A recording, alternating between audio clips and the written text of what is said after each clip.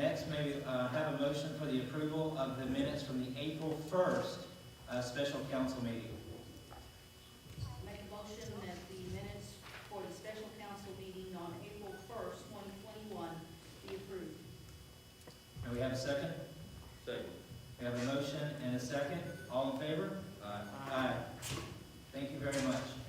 Find ourselves at the moment of the agenda to approve the bills. Now, I would accept a motion for the payment of current bills.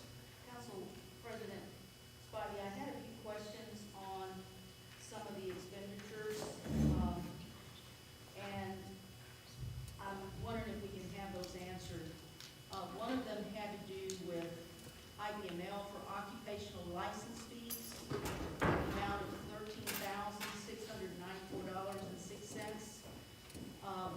What is that for? That is where the employees that were working from home filed for a refund on their occupational license fee. Is that the same thing with Insperity PEO Services LP? That amount was $1,067.31. Yes. All right, and then the last question on the expenditures has to do.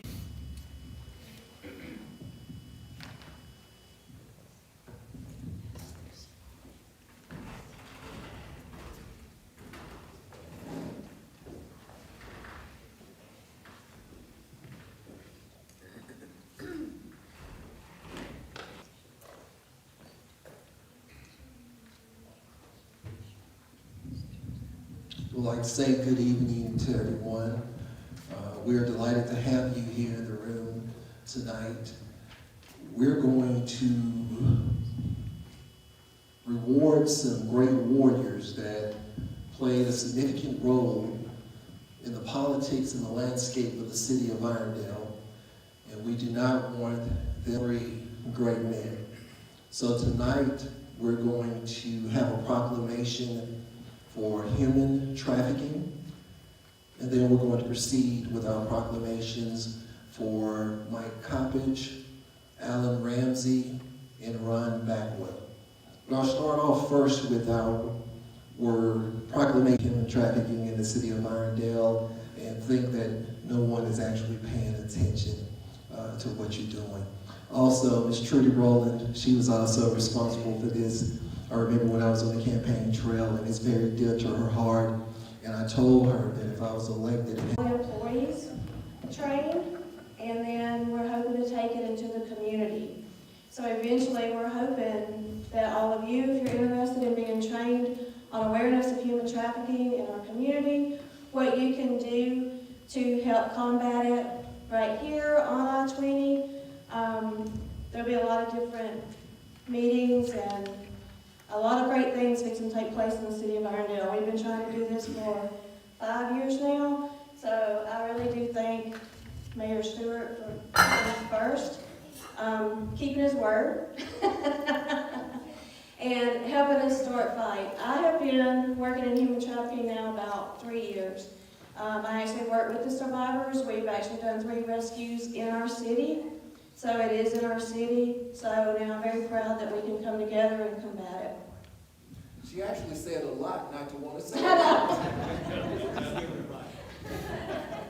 It's dear to my heart.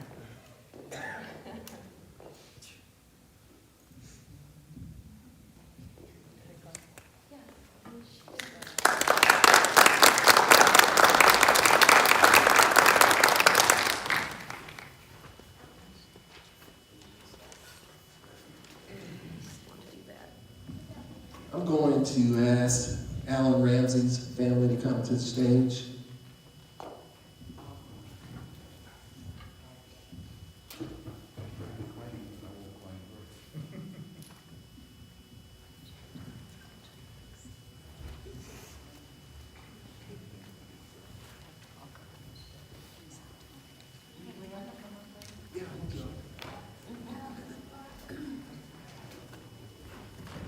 This fantastic city, and I just wanted to be able to let Trina know how much we love Buddy, because that's what she calls him. So I'm going to go ahead and read this proclamation and let you all know how fantastic Mr. Alan Buddy Ramsey, or I used to call him Mayor Ramsey, was really a fantastic guy. And it says, whereas Alan Buddy Ramsey lived a life of great service to his community, city, state, and nation, whereas Alan Ramsey graduated from Inslee High School and Birmingham Southern College, where he was a member of Kappa Alpha Order Fraternity, and the Birmingham School of Law, where he earned his Juris Doctorate degree of law. Whereas Alan Ramsey served in the Alabama Air National Guard during the Berlin crisis. Whereas Alan Ramsey worked at Alabama Power and Southern Company Services while putting himself through. Ramsey served on the Irondale City Council for 1 term. Whereas Alan Ramsey was elected and served as the mayor of Irondale for 8 years. Whereas Alan Ramsey was a devoted and loving husband, father, friend, and church member.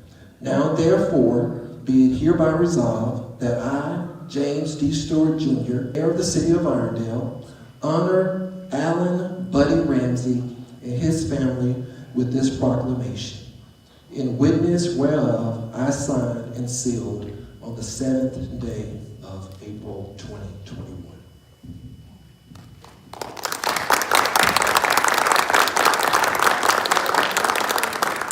Okay. Thank you so much.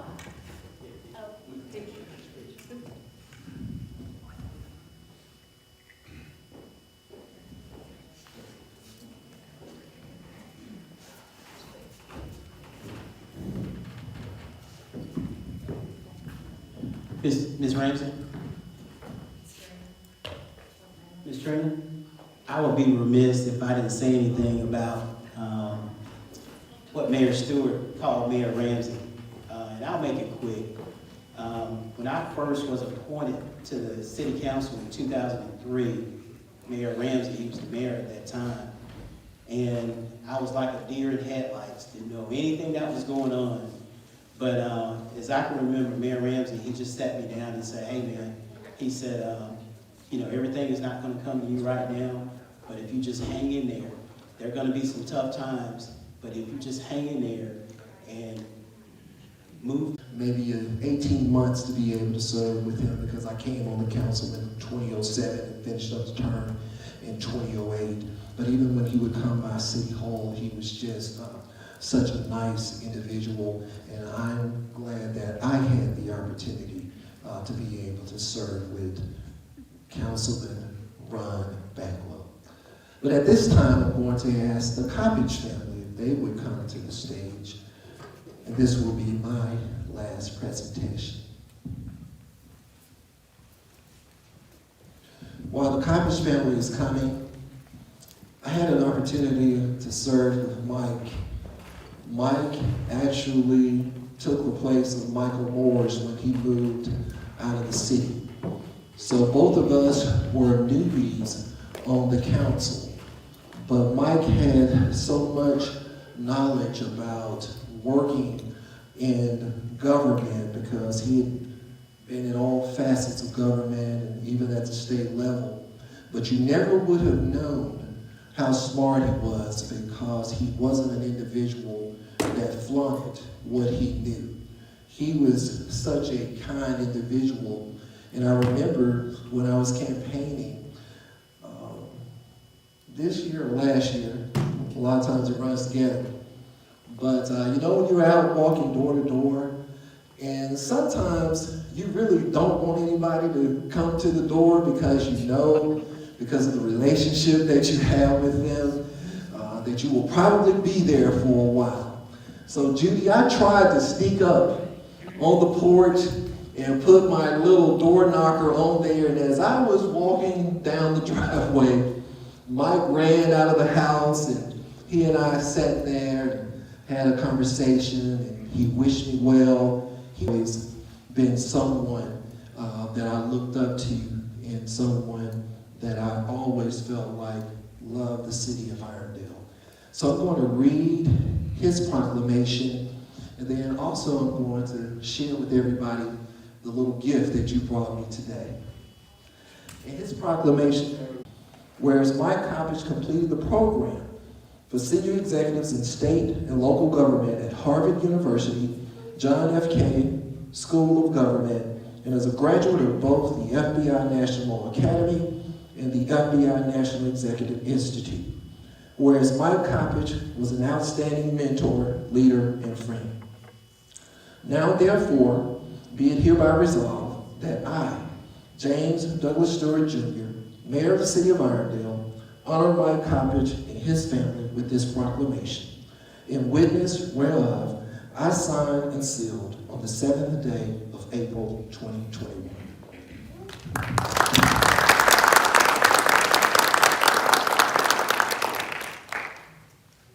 This is my little side story here, and it's also, I'm going to be encouraging everyone to, BJ Cobbin is responsible for the CERT program, and I know that we haven't had the CERT program here in a while, but I wanted to encourage her, start the program up, and to get everybody to go through it, because it's a very important program, and it can play a very vital role in the city of Irondale when we have disasters, and we can use those individuals that have already been trained to be able to free up our public works department, our fire department, and our police department to be able to do those things that are very vital during those times.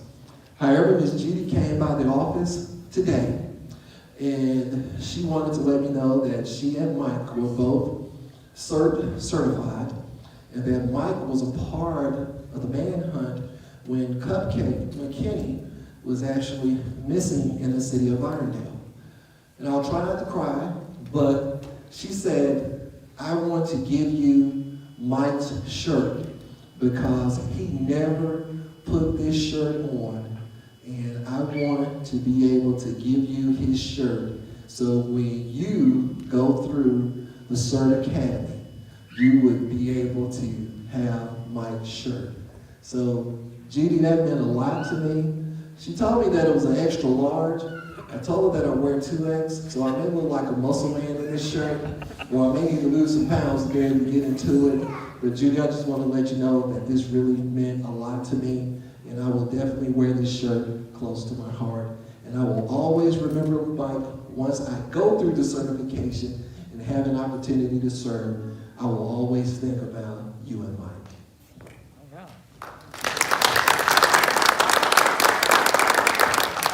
Nobody wants to say anything, so Trudy was the only one that got up here and said more than everybody.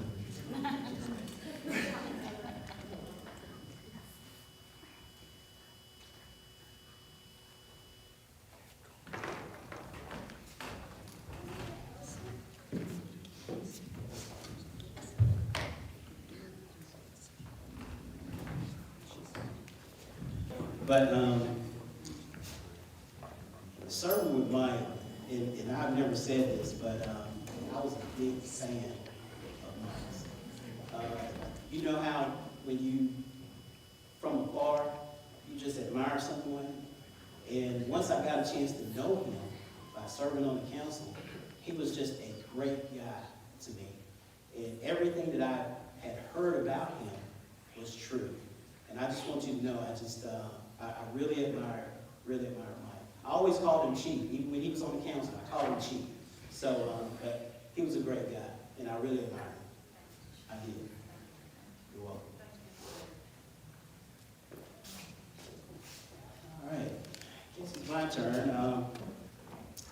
I don't know if I can do as good of a job as the mayor, but you already spoke about Ron Bagwell, and if you don't mind, I would like to invite Ron Bagwell's family up to the podium, if you don't mind.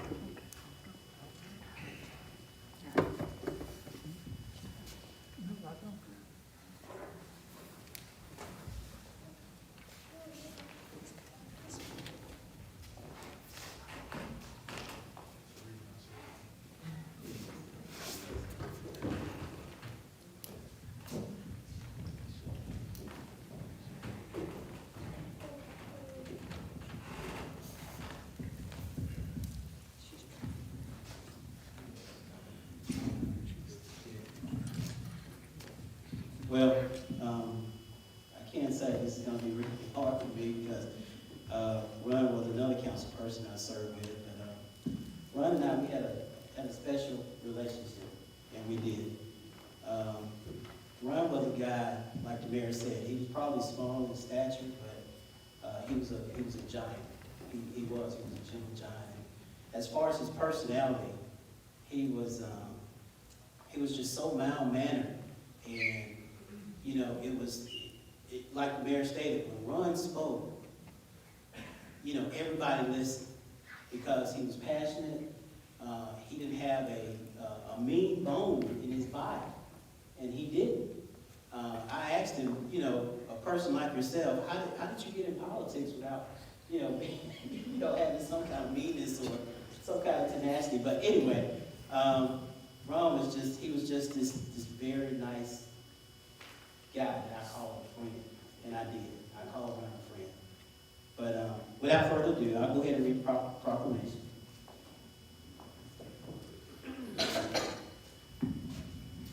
Okay. Whereas Ronald Run Bagwell lived a life of great service to his community, city, state, and nation. Whereas Ronald Run Bagwell worked at Anderson Electric, Square D in Leeds, Alabama for over 30 years before retirement. Whereas Ron Bagwell was a member of the International Association of Mechanics and Aerospace Workers Union and served as the chairman of the union committee at Anderson Electric. Whereas Ron Bagwell was elected and proudly served as a member of the Irondale City Council from 2004.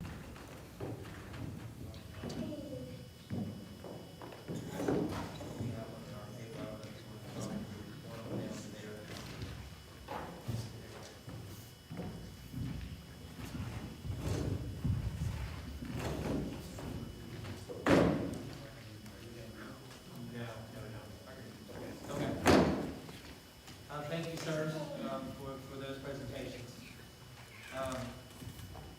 Moving on, department heads. Do we have any department heads that would like to deliver our report this evening? Council President, I did have a few verbal things that I wanted to say before I completed my report.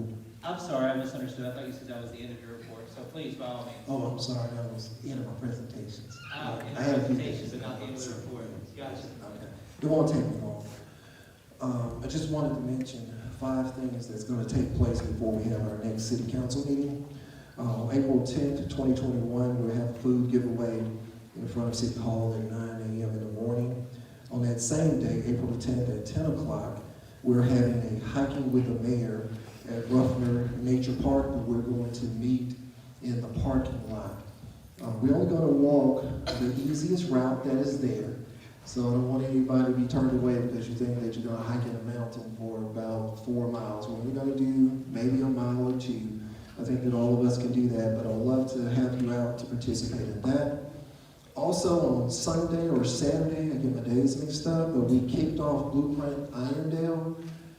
I need everybody to go to blueprintirondale.com and to participate in the survey. Not only do I need you to participate in the survey, I need you to make sure everybody that you know participate in the survey, because this will be your voice for what the city of Irondale should look like over the next 5 to 20 years. We are shooting for 1,000 individuals to be able to participate.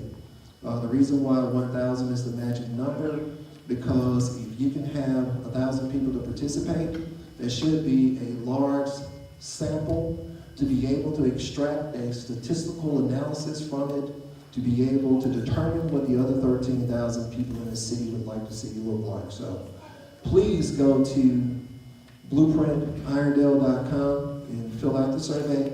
Also, we're having a kickoff here in City, I'm thinking I'm at City Hall, but we're having a kickoff here on April the 15th in the cafeteria. That's where you get an opportunity to basically throw whatever you want to throw up against the wall and say, this is what you want the city to be able to look like. We're going to be able to create the vision statement out of that, but we will also be able to extract information that will help us to be able to determine what you want the city to look like. I'm only here to be able to facilitate the things that you want to do. Of course, I have a vision, but your vision supersedes anything that I could come up with. And if you don't want to show up on the 15th because of COVID, you don't want to participate, I've had an opportunity to sit down and allow the past to be the past. Whistle Stop has not been in the city of Irondale for the last 3 years. But, you know, why should we continue to carry forward stuff that really has nothing to do with allowing our citizens to be able to annually to have a good time? So he and I have agreed in principle, and there's some other things that have to be worked out, and the council still has the agreement, but he and I have talked in principle about bringing the Whistle Stop back to the city of Irondale on Saturday, October the 2nd, 2021.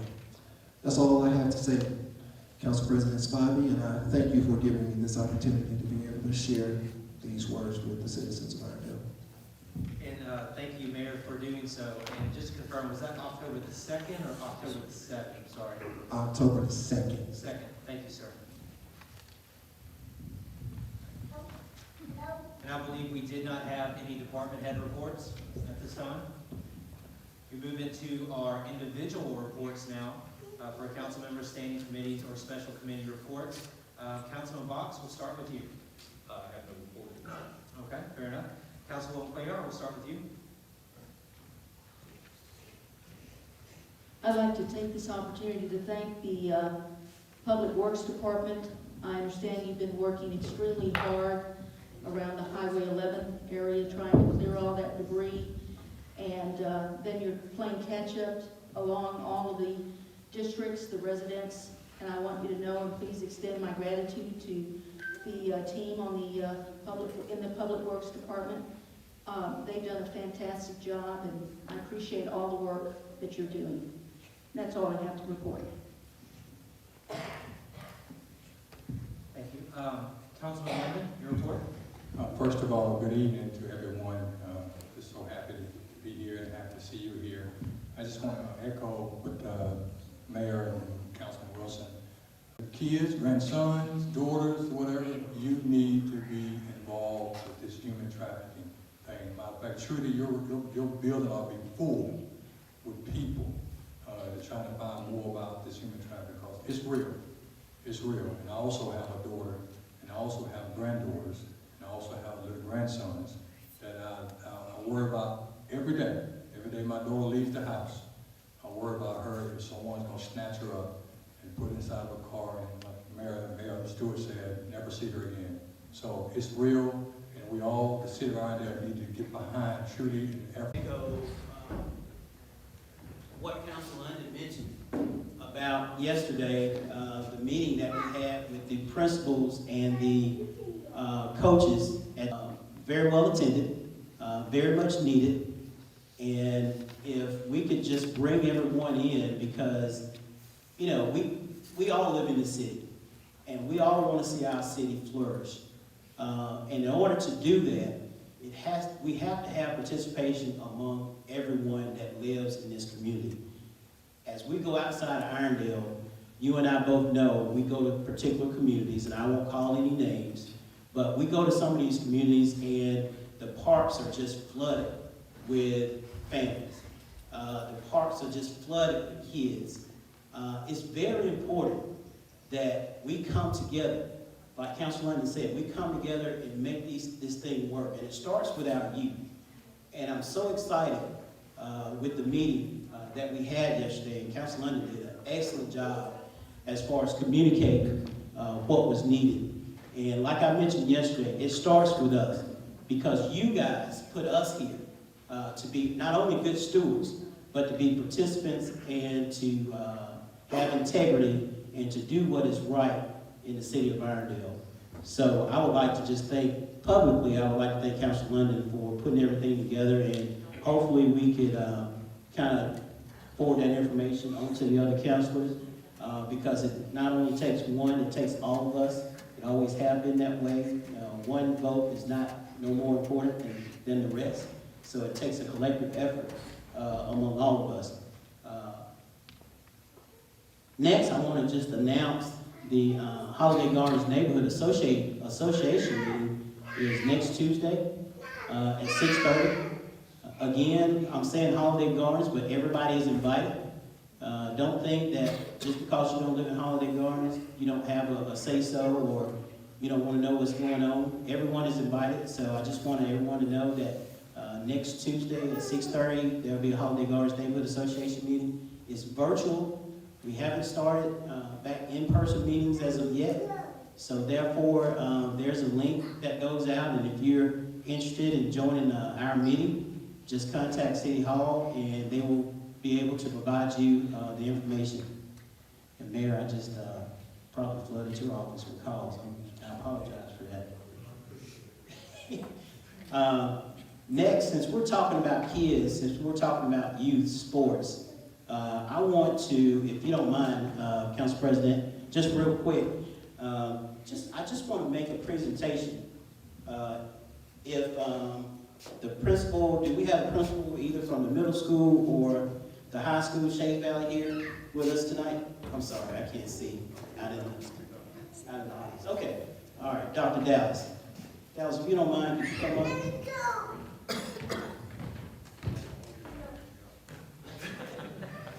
Council London will definitely stay. On behalf of the city and also through my discretionary funds, I would just like to present these checks to not only Shades Valley, but there's a check that'll be coming to Irondale Middle School as well to be used with the kids and at your school at you guys' discretion. So I just wanted to go ahead and present this to you, and just want to thank you for the outstanding job that you're doing with our middle school kids. Like I say, it's not only about one school or one person. It takes a collective effort. So we really want to appreciate what you're doing for our Irondale Middle School. And congratulations for the doctorate as well. Okay? All right. Thank you. Boards and, yes, sir. John Schoen, I do believe I see your hand back there. Yes, sir. I'd like to mention a few things about the Exchange Club. Sue Miles is heading up that program, and we've done about, 20 so far, right, Sue? Also, the Exchange Club has got a meeting next Tuesday at 11 o'clock. The mayor is going to make a presentation there, and we have 2 other people. We do have live meetings. We are at the Jubilee Center, just down from City Hall. So give me a call or somebody at City Hall, and they'll point you in the right direction for you to meet with us. We do exercise distances, and it's live. We'd like to be able to talk with people.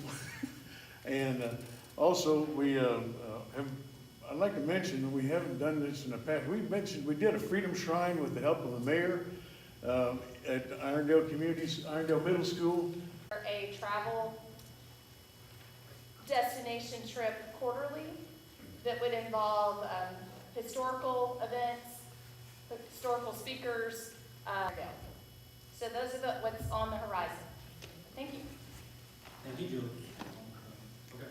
Could you make a comment about the golf tournament? Oh, yes. There's so much going on. The Chamber has been active this whole past year, and we are having our golf tournament on May 10th. We have room for about 4 more sponsors, and we have room, if we just hit our main number, for 4 more teams, and then we can go over that as well. So if you have friends or vendors that you work with, feel free to come out. Right, David? All right, thank you. Anything else?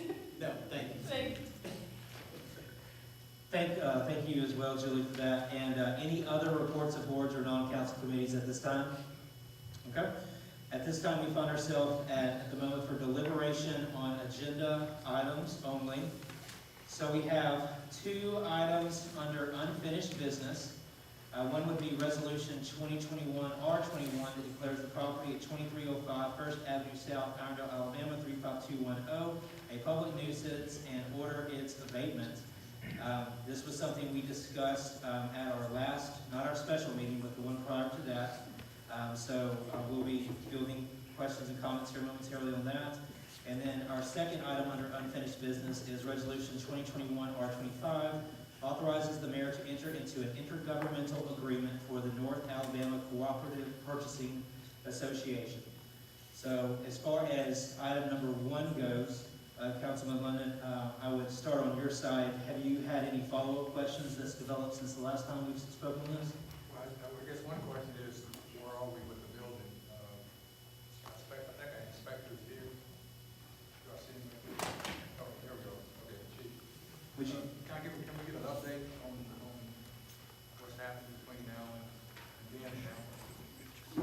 no permits have been pulled and no action's been taken on the house.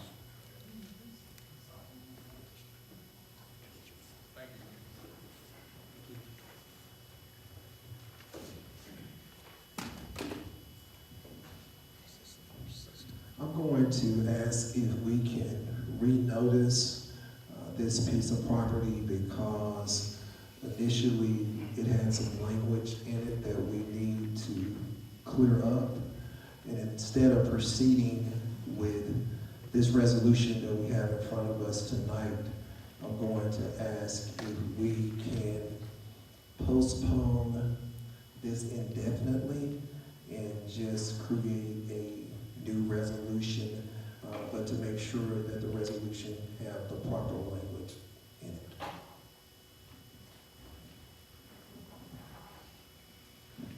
Councilman Wilson, any questions, especially with what just been said? No, Councilman Box? not at this moment, Not at this moment. further discussion. When we talk about postponing indefinitely, are you talking about until our next council meeting? No, And just kind of readdress that? talk about number 2. Yes, sir. Number 2 is where the fire department is joining a cooperative so that they can purchase the equipment that they would like to outfit their vehicles with instead of having to put it out for a public bid. So the co-op just allows us to meet the requirements under the state of Alabama of not having to do an RFP and go through that long bid. Have any further questions on this matter either? Thank you. We find ourselves at new business. That would be item number 1, resolution 2021-R30 would appoint Mike Davis to the abatement board, and that would be Mayor. I need a little help on the term. I cannot remember the terms on that, but that is due to someone resigning. So I'm not sure if we're just filling that for the time slot or if this is a new. So if you could just kind of enlighten us on that. Okay, the terms for the abatement board runs with the terms of the council. So every actually served for 2 consecutive 4-year terms, but technically their terms end when the council terms end. And also the mayor has an opportunity to appoint 2 individuals to the board as well. One of those individuals has to be an engineer or a technical person that knows the ins and outs about structures to be able to help the abatement board to be able to work through those things. So Mr. Mike Davis with Cox Pools, he's sitting out there in the audience, and he would be a replacement for District 1, and Marcus Ferris, who lives in the Bend, would actually be the replacement for District 2, and both of those individuals would serve the individual, African-American individual, if you see him at the council meeting in a wheelchair. That's Marcus. He's also Yes, actually, and this occurred prior to my tenure. By state law, there are supposed to be 3 CDA board members who hold the same term, and then 2 CDA members who also, hold the same term, so that you have 3 members rolling off, and then you have 2 members rolling off. Due to some action, the block staggered, and so this appointment would bring that back into alignment, such that they would both roll off in 2024. And so this appointment, where it usually would be for a 4-year term, this would be for a 3-year term, such that it was. And the CDA board just went through that. So this would be a means of allowing him to continue to serve as the treasurer. He's done an outstanding job as a treasurer, and it would be a whole lot easier with the CDA, with the current projects that they've got going on.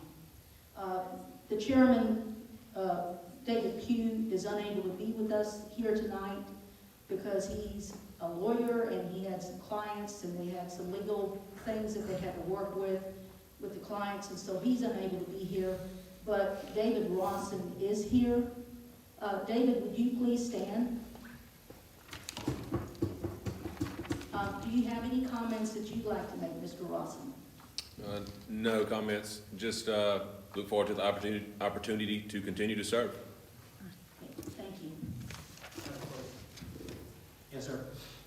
In reference to this particular appointment, I don't remember that.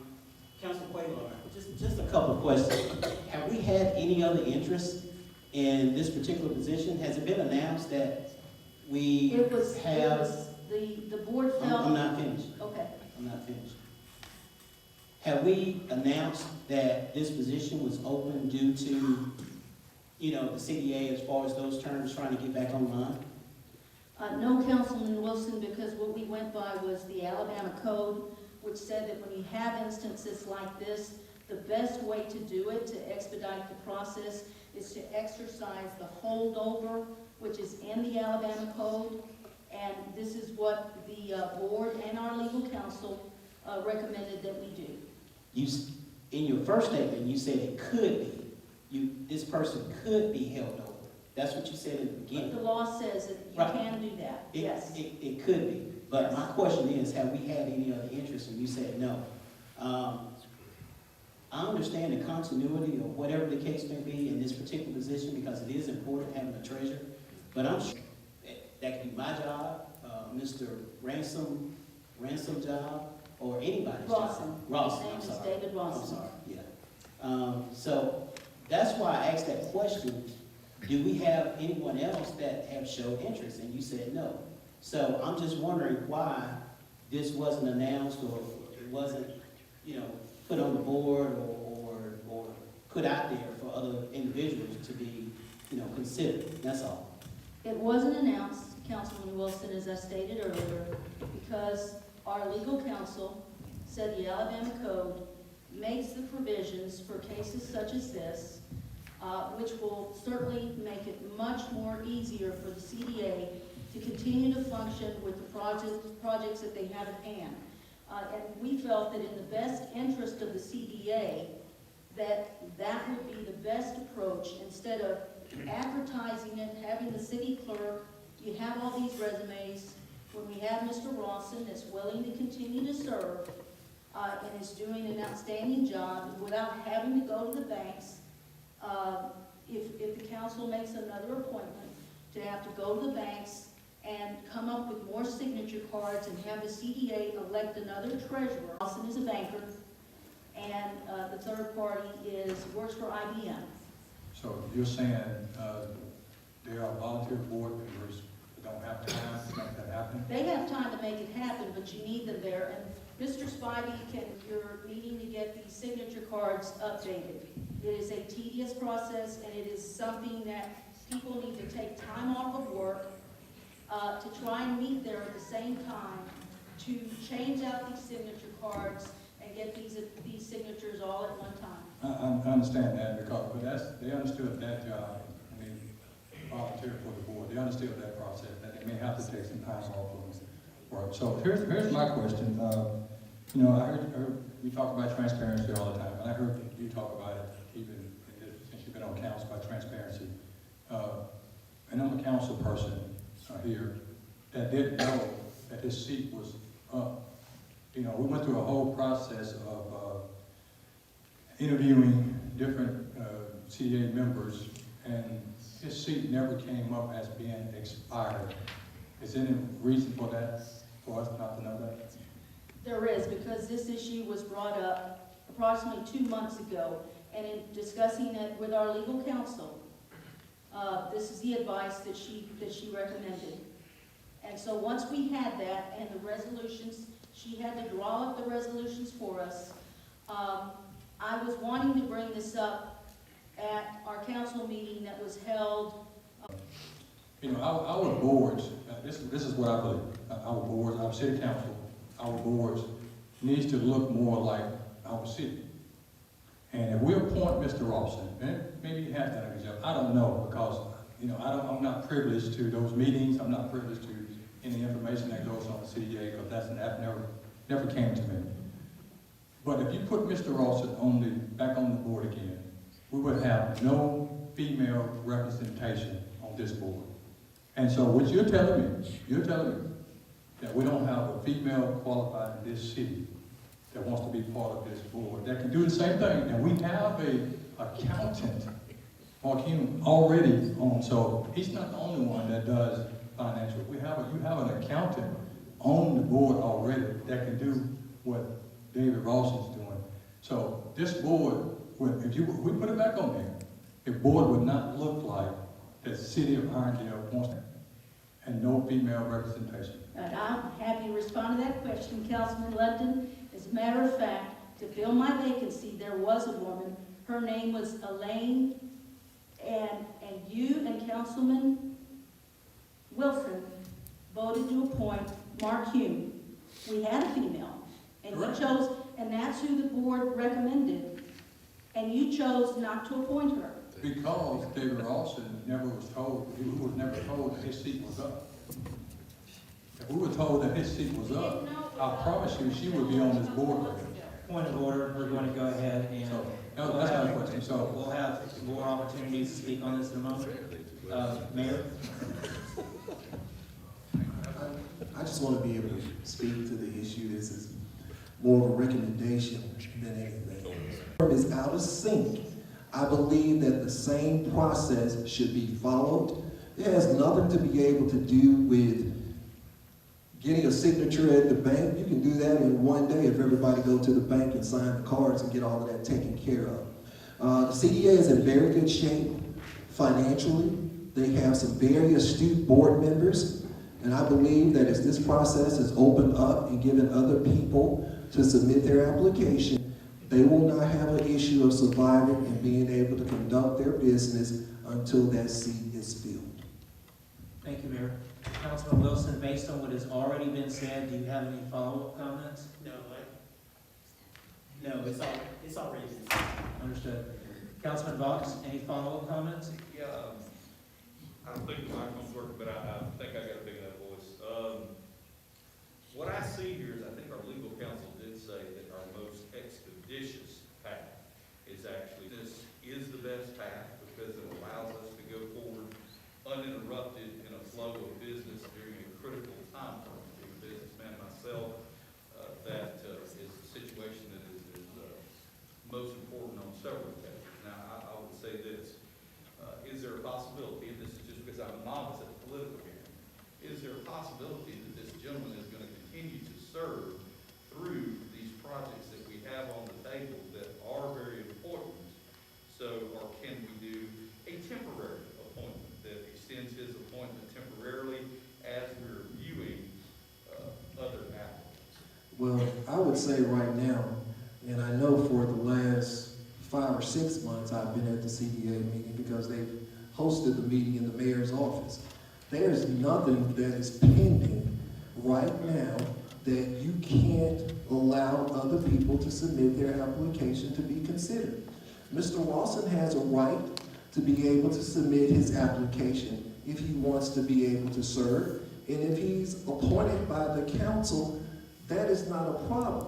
The problem is you're doing a process that you've never done before, and there's no emergency out there that this has to be done without giving the other 13,000 citizens in the city. At this point, David Rawson would hold office until his successor was elected. Okay, very good. Then that allows us to still have a person serving at this point. Thank you. And one final question, one final comment. I think Councilwoman Cuellar wants to clarify specifically why this came up, and then at that point, we will move on to continue to deliberate our items, and we will readdress what we choose to do with this item when it comes up for agenda approval. Please clarify your position. The issue 2024. Mr. Rawson's term is the one that was not. And when we found out that his term had expired, we asked our legal counsel what is the best way so that they can be staggered and we can have 2 members whose terms expire in 2024, and 3 board members whose terms expire in 2022. And this was the best way that we could have it done. If you open up and you have people apply, that will be for a 4-year appointment. That term is not staggered. That term will expire in 3/2026, not 3/2024. Thank you. Item number 2021 R30. Council President? Yes, sir. Just for the record, I'm not going to comment on that, but there are several other ideas and whatever. Who had recommendations that she made. Those, it has gone to the legal purview, and we would be in compliance with the Alabama Code, which is the public purpose doctrine, so that everything is documented. And if anyone wants to know how these discretionary funds are being spent, that is public record. You will have access to that. Thank you. Councilman London? In the beginning, we were talking about the budget, and you had a problem with the discretionary funds, and one of your problems was that you weren't going to use your funds for your community, for your neighborhood, for your district. So if you're not going to use your fund, I guess my question is, why would you try to put a document on the table for us to regulate our funds? Does that conclude your question? You ready for readdressing this? Okay. I did not want to use my discretionary funds until I was absolutely sure that it would be in compliance with the public purpose doctrine. Everything that is in this document is in compliance with the public purpose doctrine. So my next question, Mr. President. So, in a lot of things that you have in here, I've already did that ethics. I have my certificate to show you if you need that. So everything that's here, we abide by the Alabama Ethics Codes. And so I don't think personally we need a document when all we have is our Alabama State Codes already. And It could be the United Way, it could be a boys club, anyone that provides services in the city of Irondale would qualify as a nonprofit. Or if there's any organization here in Irondale that is a nonprofit, they would qualify to be considered to receive discretionary funds. is there? You with that? All right, next question is this. What are the benefits for the public or private parties? This is your document. What are the benefits that you perceive for us to use these funds as for our districts? And not necessarily our district, because we can cross district if we see the need in Irondale. So what are some of those benefits that you perceive? Well, if there is a district that has a need for, let's say, maybe they need some help with speed bumps or something of that sort. You have a document here that, again, is goes to the conflict of interest policy that I've already done with the Alabama Ethics Commission. So why would I do it twice when it's already on file for the Alabama Ethics Commission? Because what we are doing here is we are expending taxpayer funds, and it is on record, so if a taxpayer wants to see it, they will have the opportunity to look at that. I'm sorry, I have more, but I'll let someone else go. Please. Councilman Wilson, anything that has not been addressed already? No, I just want to make just one comment. You know, the power and authority to spend municipal funds, you set by state code, but it resides with the city council under Alabama Code 11-43-43. That's what I was reading right now. So there's no reference to the expenditure of discretionary funds that can be made by the city council when we already have a state code to go by. Anything that a council would define that would fall under that, and that's why the public purpose doctrine was used as the guide. This is why we've incorporated that language. That is Alabama Code, and it is incorporated in this document. So I don't believe we need another document when we already have the state code to go by. Now, I understand use for public purpose. I would like, we talk about transparency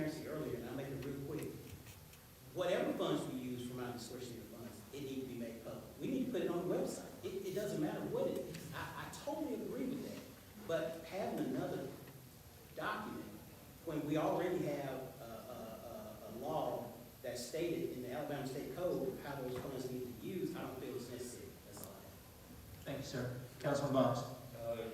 Councilman Wilson, I think, answered most of my questions on there. If we've already got guidelines, policies, and procedures in place, are any of those guidelines, policies, and procedures, do they have a hole in them? Is that what your notes in, Councilman Coelho, that they have a hole in them? Or if we don't see a serious hole, then I think that Councilman London and Councilman Wilson have a very good point, that why do we need to publish it as it stands? I'm happy to answer that question. Throughout the many years that I've been attending council meetings, there have been several organizations that have approached the city council, and there's never been any written format for them to fill out a form, and for that form to be submitted to the council or council member. And this makes it easy for the council member. It makes it easy for the city clerk to give out that form to the organization that is requesting funding, and it is in written format, and it expedites the process, and it keeps everything simple. It's called the KISS philosophy. Keep it simple, stupid. This makes it easy for any organization to fill out a form and submit it. We have a uniform way of doing it. Since it is your item. Yes, well, it's true that it's discretionary. The definition for discretionary is to the discretion of the council member, but we need to have some guidelines so that we can all be singing out of the same hymnal. Because my interpretation of discretionary can certainly differ from our council president's definition of discretionary. This puts the uniformity in place. We have guidelines in place. We know what it means, and we can make these informed decisions on what is actually discretionary. These are taxpayer funds, and we need to be able to give an accounting and an explanation for how these funds were used. Mr. President, just one comment, and we're done with it. What I don't want four council deciding. Okay, moving forward, so that is R33, we've debated that.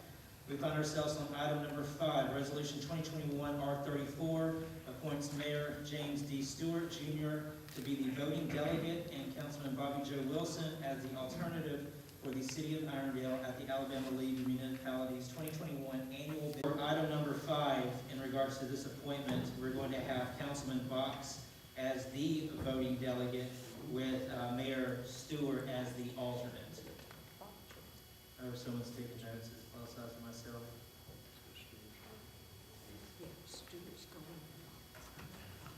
Box is voting in.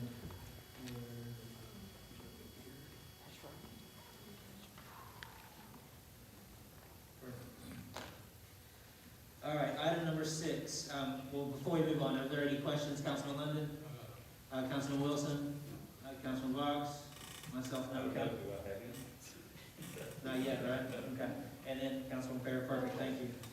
Item number 6, Resolution 2021 R35 approves the request to toll time for appeal of demolition order to the City Council on the Siesta Motel.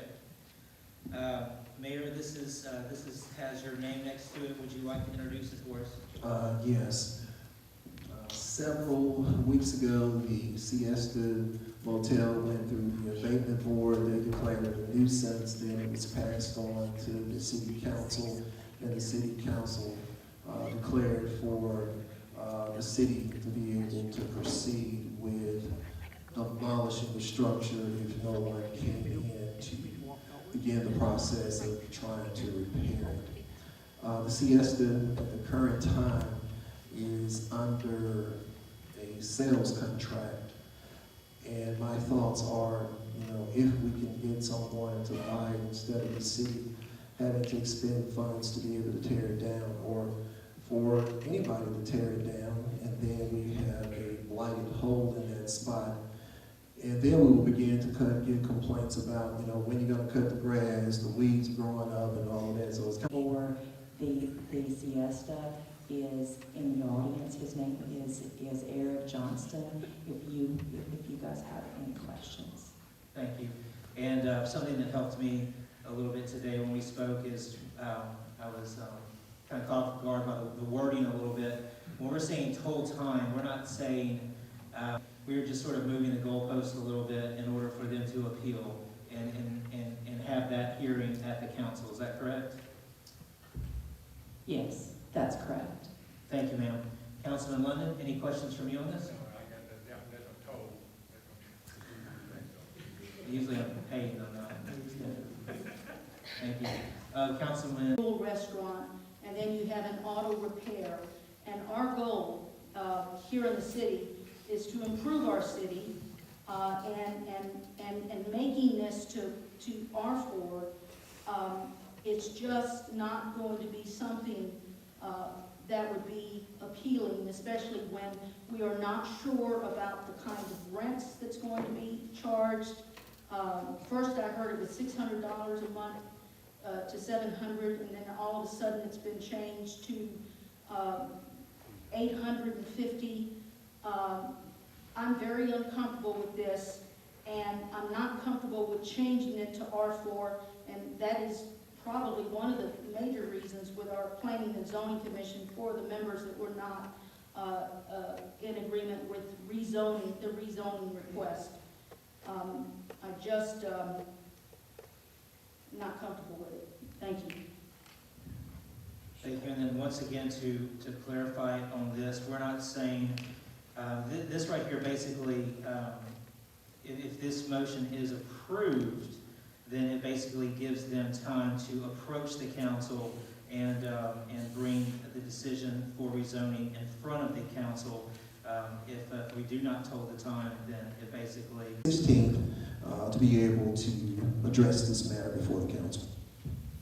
Thank you, sir. So that April 21st meeting is being pushed back to June 16th, correct? Yes. Outstanding. That's because the plan's not being ready to come. Councilman London, any questions regarding this? Councilman Wilson, any questions regarding this? No question. Councilman Box? No question. Councilman Quay? I have a question. I also noticed in the resolution on section 2 that there was a change there as far as who would be preparing the drawings and so on. Originally, the ordinance that was approved back in March or February said Civil Consultants, Inc., and that has been changed to Saint Associates. Can you explain that, please? Yes, Saint Associates, which is That we postpone this item, would we be in agreement on that? Anybody not in agreement on postponing item number 1? Okay, fair enough. In regards to item number 2 under new business, would anybody feel that that needs to be on consent? Councilman London, I see you nodding in the affirmative. Yes. Councilman Wilson? Councilman Box? Item number 2, you're good? Councilman, okay, and myself as well. So item 2 under new business, we've agreed for consent. I'm sorry, unfinished business, I apologize. Yep, thank you. New business, item number 1, resolution 2021 R30 appoints Mike Davis to the abatement board. Is this an item that we can put on Clara? Yes. All right, outstanding. New business 1 on consent. I would ask the same for item number 2 in regards to Marcus Ferris. Everyone good? Yes. And then once again, those items, the board until would be end of this council term for the record. All right? And I mean, we just go and vote on okay, perfect. Thank you, sir. In regards to item number 5 under new business, do we have does everybody agree on consent on that? Ma'am? Item 35, I'd like us to vote on that. Item number 5, resolution 34. Yeah, consent's fine. 2, under new business, consent items will be item number 1, item number 2, item number 5. Council, what's the time frame? We have 21 days for the notice to go out. no 21 days to complete the process. So it would be the first council meeting in May. Thank you. Any other comments on non-agenda on agenda items only? Yes, sir.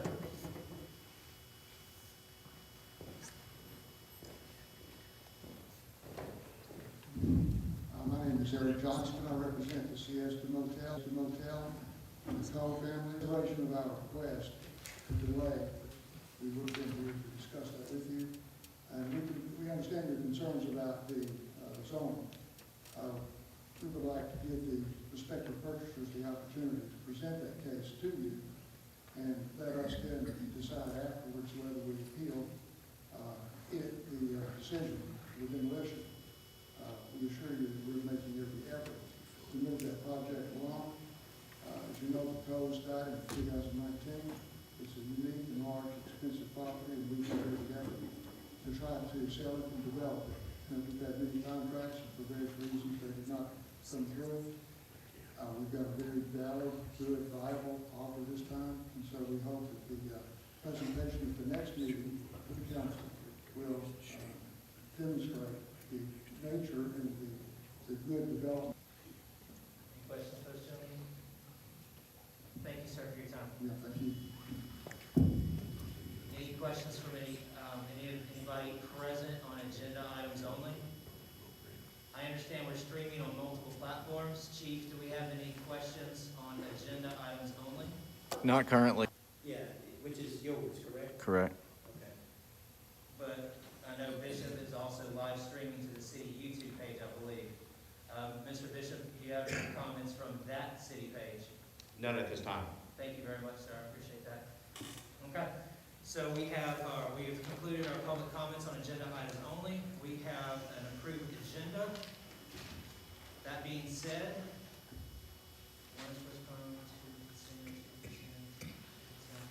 item number 3, I accept a motion for resolution 20. Oh, thank you.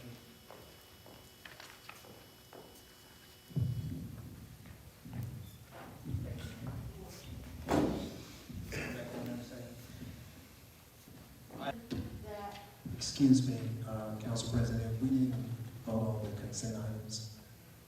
Did you all make a motion and second to vote on the consent items? When we approved the agenda, we had those as consent. Yeah, but that's a separate motion. I don't want it to be where we have to come back to the next I would agree. council meeting and do it all over again. Okay. All right. So item number 1, R21, motion for consent? Motion. Council President, you can put all of them on consent. You just need to approve that they were put on consent. So you don't have to go through each It's a one. little different than I feel like we've been doing it in the past. Yeah, it's a little bit different, but we just We'll roll with it. we don't want to make the mistake to have to No, we do not. have 10 items for unfinished business on the next council meeting. Thank you. So as pointed out in the motion to approve the agenda, like Mr. Councilman Wilson said, we had item number 2.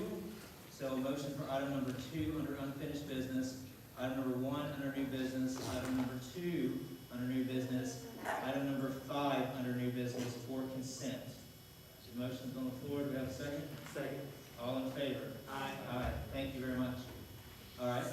That being said, coming back to item number 3 under new business, I'll accept the motion for 2021. 2021-R32 be approved. Do we have a second? Anyone in favor? The motion has failed. Item number 4, I'll accept the motion for 2021 R33.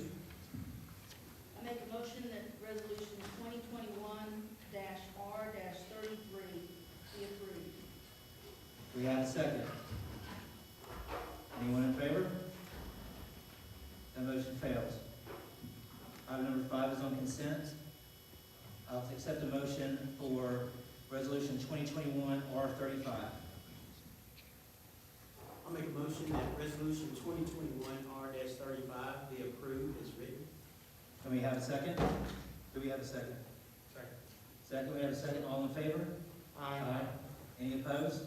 No. 1 opposed, 4 approved.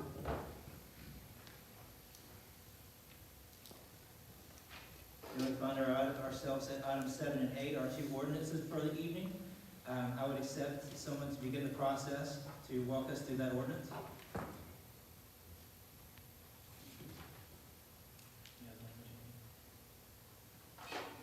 There you go. One at a time. You want me to- Yes, let's take it one at a time. I make a motion that ordinance number 2021-5 be considered read. Motion's on the table, do we have a second? Second. All in favor? Aye. Make a motion that all rules that will prevent the immediate consideration and adoption of ordinance number 2021-5 be suspended and that unanimous consent be given. Councilman Wilson? Yes. Councilman Box? Yes. Myself, yes. Councilwoman Quayle? Yes. And finally, sir? I make a motion that ordinance number 2021-5 be finally passed and adopted as introduced. Second. We have a second, all in favor? Aye. Item number 8 under new business, if we may.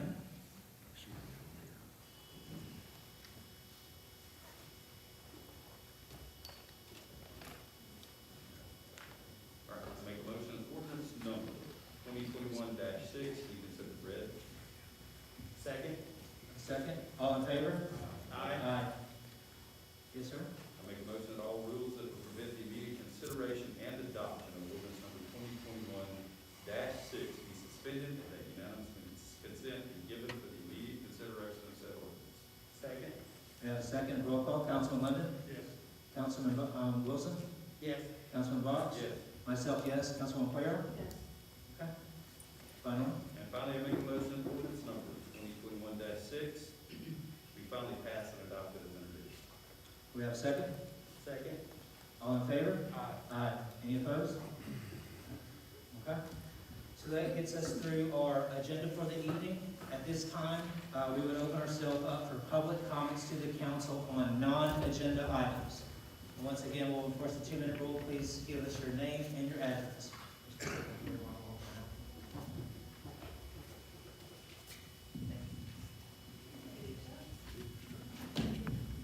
Good evening, Ann Vathiatis, 1004 Brindle Lane. My question is in regards to Ruffner Park. I'm just curious as the phase 1 that's been voted on and approved, if we have received any bids yet, and if not, what stage are we at? The civil engineer that was working with them on the project died of a heart attack about a month ago. I think it was in February. Bart Carr, who was the civil engineer of the project. So he died about, it's a couple of months now. He kind of delayed them getting everything ready for the project. However, it should be going out to bid. I'm gonna say April. I'm not gonna give you a year, but it should go out by April 30th. And instead of trying to do it in 2 or 3 different phases, the goal is to be able to do all of it in one phase. So it should go out by the end of this month. Okay. So phase 1 will continue to advance because it's been voted and approved.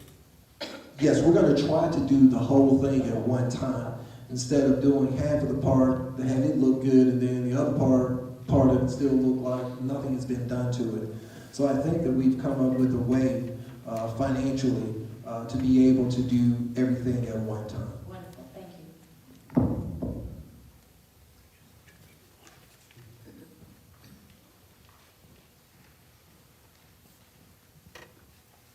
Stephen Marino, 3743 Main Ridge Trace Drive. My question is actually the same. The answer was we have not implemented anything in phase 1, even though it was approved over 5 months ago and monies were identified. How can we implement something in phase 1 when the project hasn't been bidded? So the project has to be bidded before you can do any work on the 5 months project. we haven't been able to do it. Well, I mean, Okay. you can. Thank you, that's all. That's Okay. yes or no. Thank you. Okay. Well, you heard my answer the first time, so Thank you.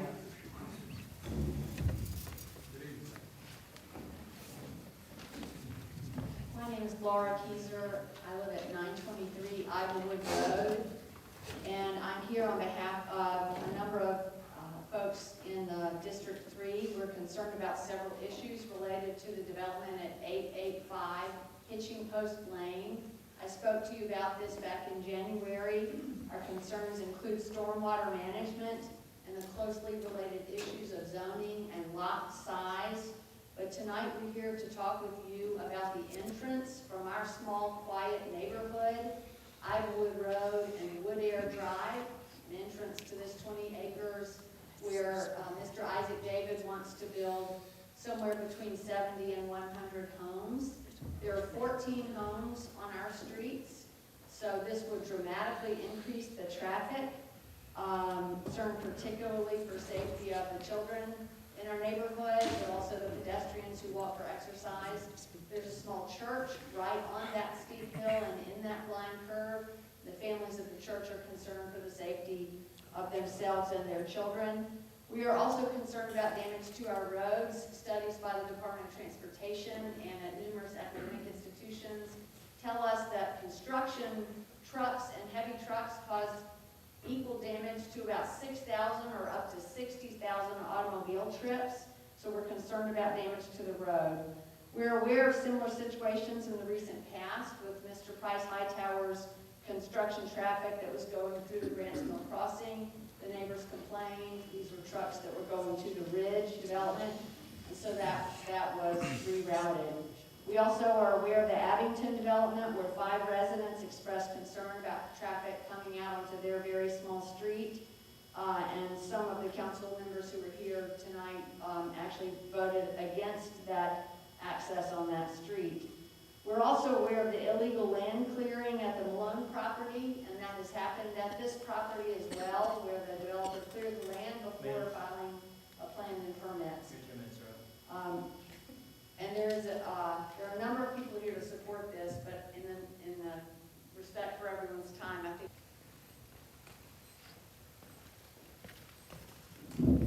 My name is Ben Brown. I live at 554 Hunters Hill Road.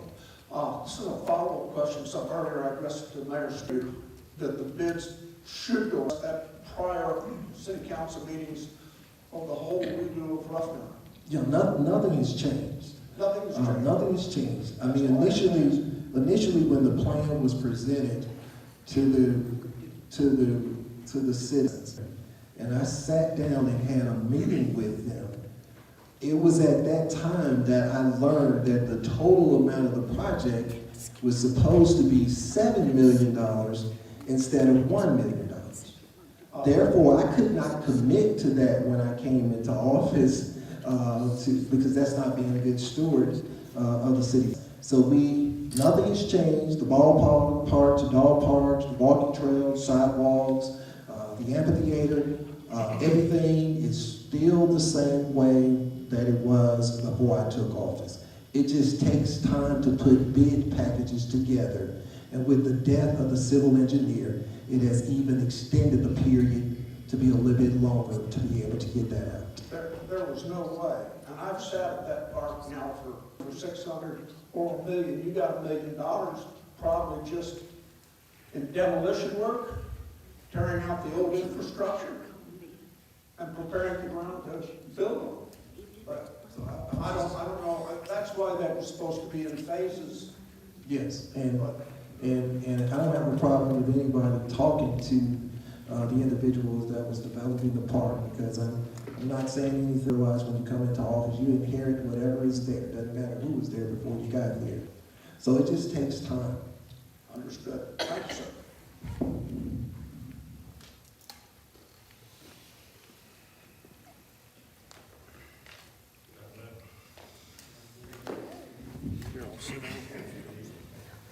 My name is Jack Costello, I live at 888 Ivywood Road.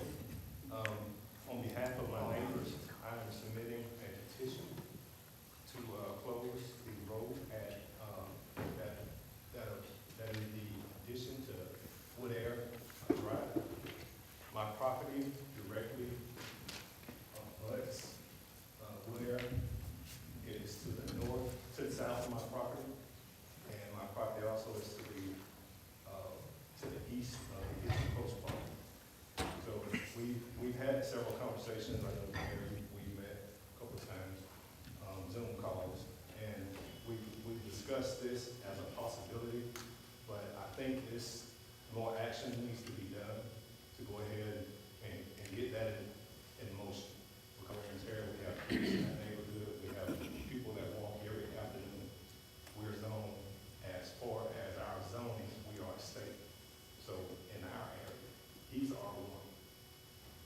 shouldn't carry the traffic of R1 neighborhood residents. So now that he has access to that front road, which is, I think it's called Masonic Drive, he has more than 16 acres, and that butts up to his 20 acres. He can put 2, 3, or 4 roads, whatever you want to do. But for our community to take all that traffic would be a burden for our community. So that's. Well, I'm glad you all are here tonight. It kind of saves me a phone call next week. Mr. David wants to be able to communicate to the community. He finally is getting close to having some plans, and he would like for you all to have some input into those plans. And we just wanted, I gave you all my word that I would keep you abreast on what's going on. And it would be kind of premature to go ahead and close that. So if you all don't mind, if we could meet next week to be able to see exactly what his plans are and allow you all to be able to give input to that, we would appreciate that time. We're not going to do anything to allow them to come in and do anything before that. But that road already being there for him is just easy access. Right now, we're already getting a lot of traffic through there as far as from the people that's doing the survey and folks that's curious and everything else that's going on through there. Right. But I think the delay of that would be kind of an injustice in our neighborhood. I think it shows a great show of faith to the neighborhood that's there, that the city is behind us on our quality of life that we pay for. Well, we're behind you all, but we also have to make sure that we legally do the right thing as well. And that's how can you deny somebody access to their property at this present time when they don't have any other access to their property? So I don't believe legally that we could close a road to deny access at this point in time because there's no other access point for him to be able to get to the property. My understanding of that access is if you are landlocked, he is not landlocked. His property is actually on that main drive. Just because it's not convenient for him, that does not mean that he does not have access. Well, I'll let our attorneys. That would be one parcel and road other than that particular road. And so that's why you need to wait to really be able to put all of the pieces together, and that is definitely something that can be considered whenever, the developer brings the plans forward, is to look at exactly what you're asking for. That's part of the overall consideration.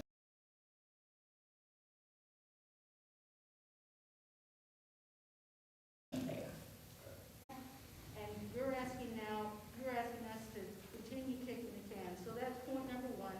Point number two is, in discussing that property, the realtor is trying to sell that as a commercial property.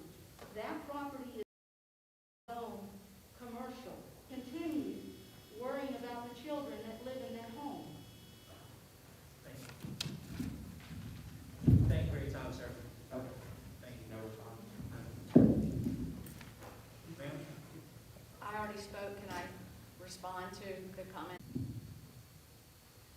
Any final comments from the council, virtual side?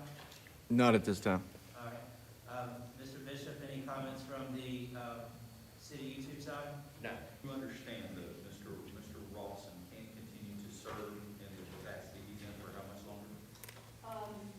This resolution didn't pass, so he'll continue to serve until the CDA board would submit to the city clerk and ask the city clerk to Advertise, and then we go through the process, correct? and it takes a month. Residents would have a month. The council that drives the appointment of the CDA. It kind of got mixed up somewhere where the CDA believes that they're the one who drives the car. But it's the council that opens up the appointment for the position. The applications are submitted to the council, and the council are the ones who are responsible for voting, because it's not the CDA appointment, it's the council appointment. So we will put out to the public tomorrow that there's a position open. We can do it for 15 days to 30 days, whatever, how many days you all desire. And we will receive the applications, turn them over to the council, and the council will be the one who select who serves on that. To the fullest extent as needed at this time. I have voted over 14 plus years of my life. It wasn't about me. I was put here as a servant, just as I've done throughout my entire professional career, not only with Alabama Power, but also with the city of Irondale. Also to the citizens of District 3, which this position used to be District 3 at one time, and currently District 5, who have believed and trusted in me to serve my area and serve them well.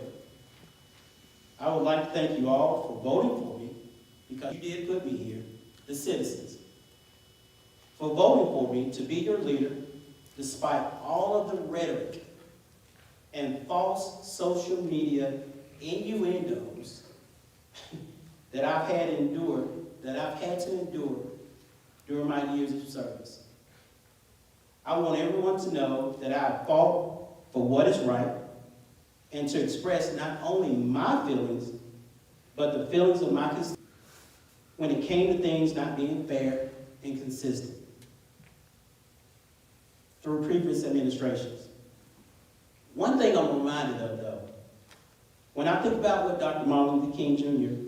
and Representative John Lewis went through back in the 60s, of course I wasn't born then, that was a cakewalk for me as what I've had to endure since I've been here. These men and others like me to be where we are today. In closing, I know we're on social media, but before you hear from anyone else, I'm not leaving the city. I'm still at 508 Conway Lane, still my primary address. And I don't plan on going anywhere, even though some of you may think I will, but I'm still not going anywhere. Not anytime soon either. I stand behind and firmly believe in Mayor being president. In closing, I just want to say how much I will miss working with all of the great city staff at City Hall. They have been wonderful. I thank them all for helping me just to find my way through City Hall, even though, me working every day, when I do come here, they're so delightful, they're so helpful, and that's been through my whole team here at the city. I can only hope that I've been some value to the city during my time here. Thank you. With that being concluded, I would accept a motion to adjourn. One more thing, and I want to see how that story gets twisted in social media. Have a motion.